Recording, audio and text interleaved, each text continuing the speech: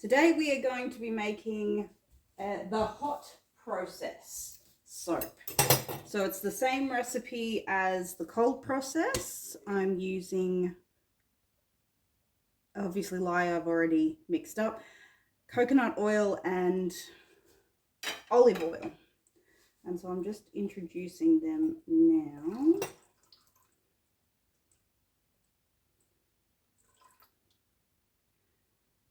And stirring them in.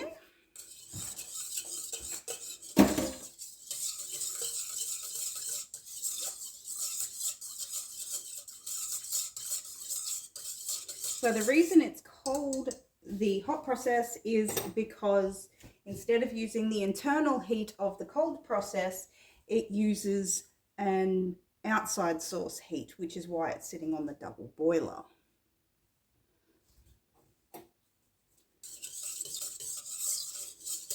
And I'm just mixing all the ingredients through at the moment.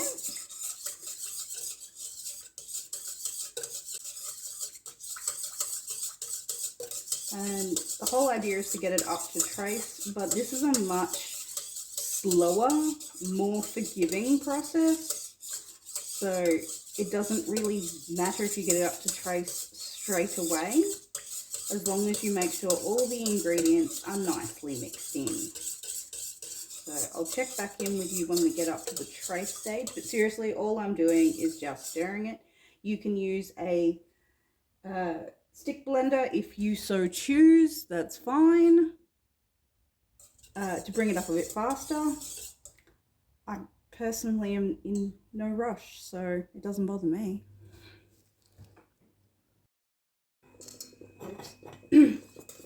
Alright, so I've just been sort of letting it heat up and coming across and giving it a good stir every so often.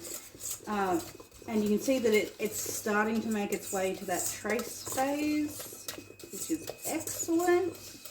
It's only taken maybe 5-10 minutes. I don't know. I've been busy doing a couple other things.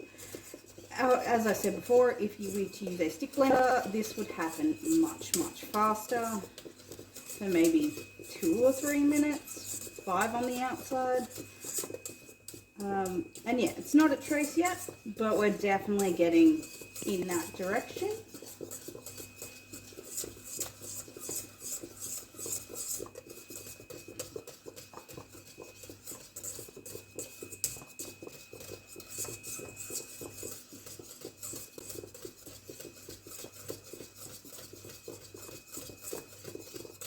Once it gets up to the trace phase, then you just leave it to cook and give it a good stir every half an hour or so.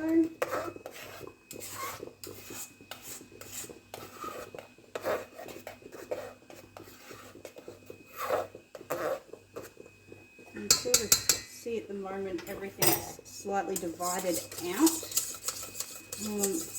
The double boiler may have been a touch too warm, so I've got to work extra hard to bring it back together, and in fact I'm probably just going to use the stick blender on it, even though I didn't particularly feel like doing that today.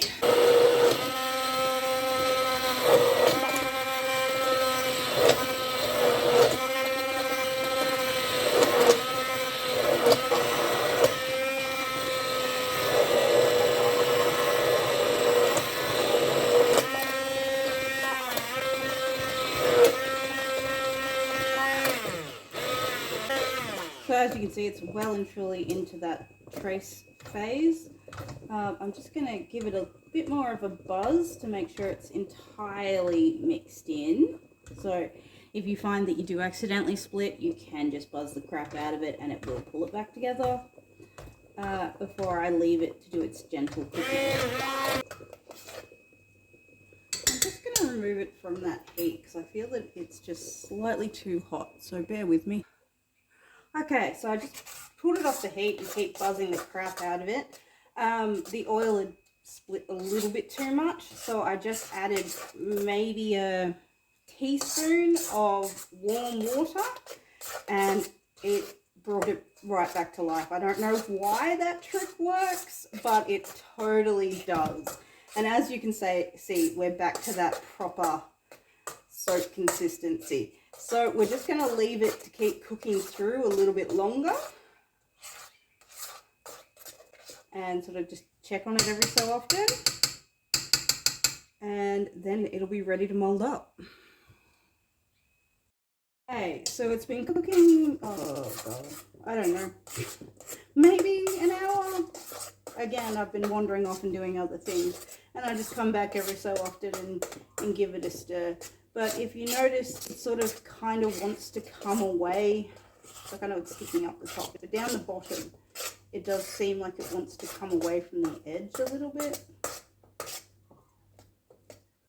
And I've taken a little sample. It's definitely soap, it definitely hardens. It is not too caustic or anything like that. So I'm gonna, and you can cook it out a bit more, but I'm not sure what I want to do with this one at this stage, whether or not I'm going to melt it back down and flavor it, or whether or not I'm going to leave it as is. So that's why I'm taking it off now. Because the thing about hot soap is it's so much more flexible than cold press. Because if you get it to this stage, you can just pull it off, let it cool, and then come back and melt it down at a later point over the boiler. And you will get soap that you can sort of melt and pour. I mean, it's not pourable, it's obviously globby. But it's, I think, the closest you can get to a home version of melt and pour. So I'm just chucking it in the mold. I'm only using a measuring container because I couldn't find my other mold that I've been using for everything else, which is kind of annoying. So I prefer hot press because there's no problem with chemicals when you go to clean up, because all the chemicals have been cooked out. You don't have to worry about that sort of thing. And it's soap, so it's kind of self-cleaning at the end, which is really nice. So without tilting it too much and getting it to run away, that's all it is. The hot process soap has set, and I'm just bringing it out of the container now to have a squiz at it. So I use baking paper because it's just so much easier to get things free afterwards, even if it does leave some unfortunate little lines. That honestly doesn't bother me that much. Okay, so we've got a giant circle on our hands. So I'm just going to cut it into a couple of different blocks.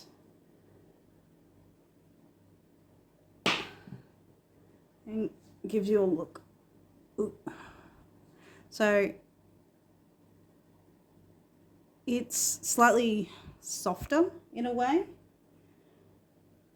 while also clumpy. And as I said, when I did it, I could have taken it further, but I decided that I wasn't quite sure whether or not I was going to melt it down to do other stuff, which is why I haven't.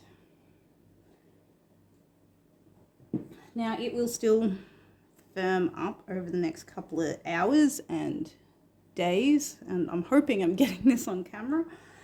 And look, I might trim it up a bit further even still, but that gives you an idea of what the edge of it looked like. And there we have it.